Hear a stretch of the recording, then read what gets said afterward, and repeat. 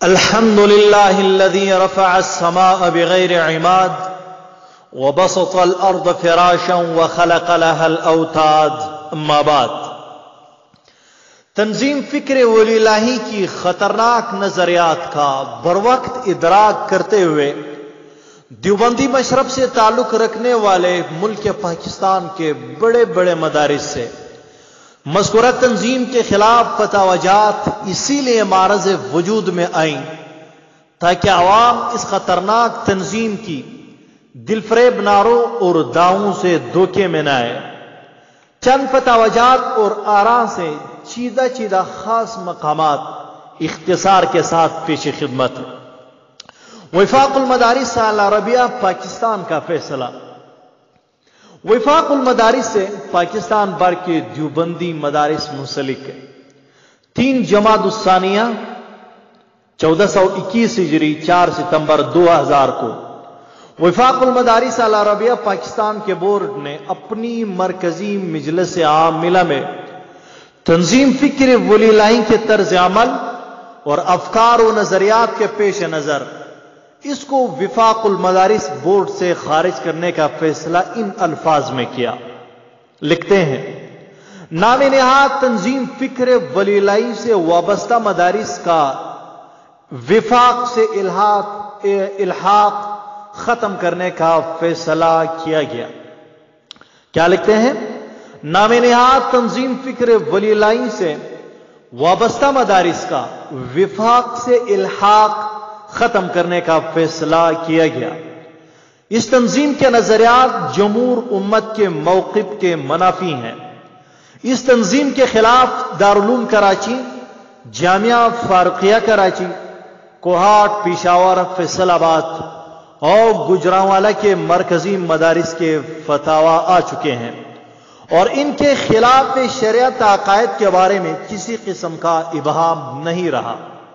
لہذا جس مدرسہ کے محتمم کا تعلق اس تنظیم سے ہوگا اس مدرسہ کا الحاق وفاق سے ختم کر دیا جائے گا.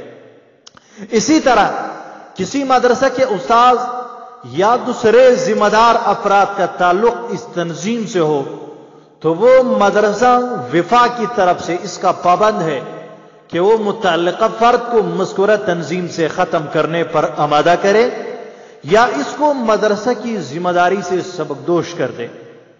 بصورت دیگر ایسے مدرسہ کا الحاق ختم کر دیا جائے گا. حوالہ سیماہی وفاق ملتان، شمارہ نمبر 1 صفحہ 29، بابت ماہ رجب شعبان رمضان 1421 ہجری. جامعہ فاروقیہ کراچی کا فتویٰ. لکھتے ہیں: سوال میں مذکورہ جماعت تحریک فکر شاہ ولی اللہ اپنے آپ کو حضرت شاہ صاحب رحمہ اللہ اور مولانا سندھی صاحب رحمہ اللہ کے سیاسی افکار کی امین سمجھتی ہیں، جبکہ ان بزرگان دین کا ان کے وضع کردہ افکار سے دور کا بھی واسطہ نہیں. یہ انتہائی گمراہ کن جماعت ہے. کیا لکھتے ہیں؟ یہ انتہائی گمراہ کن جماعت ہے. یہ لوگ اپنا نظریہ اور منشور عام لٹریچروں اور مجلسوں میں بیان نہیں کرتے بلکہ مختلف پروگراموں کے ذریعے تدریجاً اپنے کارکنوں کے ذہنوں میں منتقل کرتے رہتے ہیں. چنانچہ کچھ عرصے بعد اس تنظیم سے منسلک ہونے والا آخرکار دہریت کے قریب یا بالکل دہری بن جاتا ہے. کیا لکھتے ہیں؟ چنانچہ کچھ عرصے بعد اس تنظیم سے منسلک ہونے والا آخرکار دہریت کے قریب یا بالکل دہری بن جاتا ہے. آگے لکھتے ہیں: لہذا ایسی باطل تنظیم سے کسی کا تعلق رکھنا جائز نہیں بلکہ اس فتنے کو ختم کرنے کے لیے مقدور بر کوشش کرنا ضروری ہے. آج جو دیوبندی کہتے ہیں کہ اس تنظیم کے خلاف کام نہیں کرنا چاہیے تو دیوبندی تنظیم ہے، وہ غور سے ان الفاظ کو سنیں. لکھتے ہیں: بلکہ اس فتنے کو ختم کرنے کے لیے مقدور بر کوشش کرنا ضروری ہے. ماخوذ از ماہنامہ الفاروق کراچی، رمضان المبارک دسمبر جنوری 2000 صفحہ 27. جامعہ بنوری ٹاؤن کراچی کا فتویٰ، بہت تفصیل کے بعد جامعہ بنوری ٹاؤن کراچی کے مفتی صاحبان لکھتے ہیں، تنظیم فکر ولی اللہ سے وابستگان اپنے افکار و نظریات کی روح سے اہل سنت والجماعت کے بجائے ایک نوخیز و نو ایجاد گروہ ہے۔ ان کا طرز عمل علماء حق علماء دیوبند کے طریقہ کار سے میل نہیں کھاتا، اس لیے علماء دیوبند کے پیروکاروں کے لیے اس تنظیم میں شامل ہونا ناجائز ہے۔ اس تنظیم کے بزرگوں کو اپنا بزرگ سمجھنا ان کی بھول ہے۔ اس تنظیم کی طرف دعوت دینا علماء دیوبند اور اہل سنت سے بغاوت ہے۔ اس نو ایجاد یعنی مبتدع اور بدعتی گروہ سے تعلق رکھنے والے شخص کی اقتداء میں نماز پڑھنا مکروہ تحریمی اور ناجائز ہے۔ کیا لکھتے ہیں؟ اس نو ایجاد گروہ سے تعلق رکھنے والے شخص کی اقتداء میں نماز پڑھنا مکروہ تحریمی اور ناجائز ہے۔ ایسا شخص اگر مذکورہ تنظیم سے براءت و بیزاری کا اظہار نہ کرے تو منصب امامت کے اعزاز کا مستحق نہیں ہے۔ دارالفتاء جامعۃ العلوم الاسلامیہ بنوری ٹاؤن کراچی، ماخوذ از ماہنامہ بینات کراچی پاکستان، ذوالقعدہ 1422 ہجری۔ دارالعلوم کراچی کا فتویٰ لکھتے ہیں، مذکورہ تنظیم کے سوال میں ذکر کردہ عقائد بعض غلط، بعض مخدوش اور خطرناک ہے، لہذا ان نظریات کے حامل شخص کو اپنے اختیار سے امام بنانا جائز نہیں۔ اس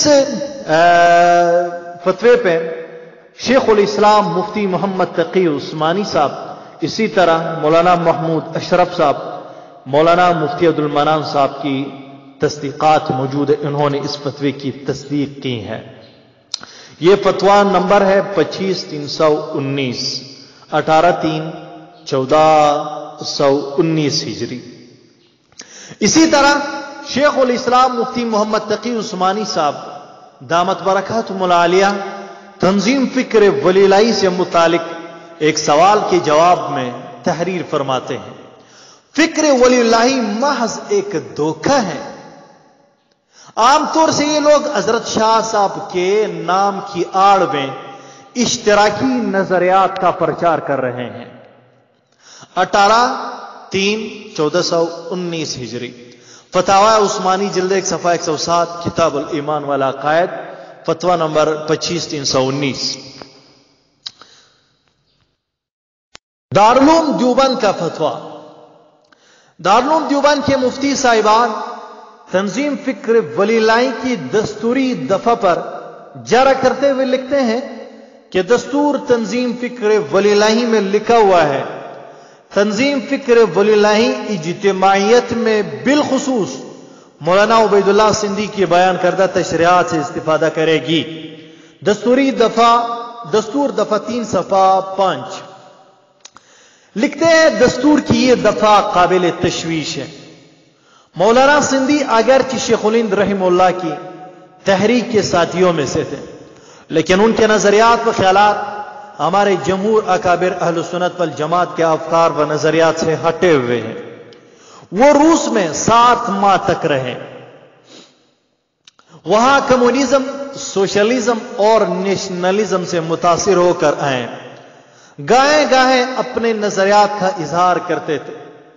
عارف باللہ حضرت شاہ عبد القادر رائے پوری رحمہ اللہ کی ملفوظات میں ہے، اگر شیخ الہند سے تعلیمی و تربیتی تعلق نہ ہوتا تو شاید مولانا سندھی مسلمان بھی نہ رہتے، کیونکہ وہ کسی کی تقلید میں بات ماننے کے عادی نہ تھے۔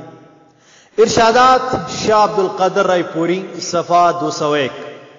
اسی طرح شیخ الاسلام حضرت مولانا سید حسین احمد مدنی رحمہ اللہ نے صاف طور پر فرمایا، مولانا سندھی مرحوم کی کسی تحریر کو دیکھ کر اس وقت تک اس پر کوئی حتمی رائے قائم نہ فرمائے جب تک ان کو اصول اور مسلمات اسلامیہ، ضروریات دین اور عقائد و اعمال اہل سنت والجماعت کے زرین قواعد و تعلیب پر پرکھ نہ لے، اور علی ھذا القیاس مولانا کے کسی کلام کو حضرت شاہ ولی اللہ مولانا محمد قاسم نانوتوی شیخ الہند اور دیگر اسلاف و اکابر دیوبند رحمہم اللہ کا مسلک نہ سمجھے جب تک اس کسوٹی پر اس کو گس نہ لے.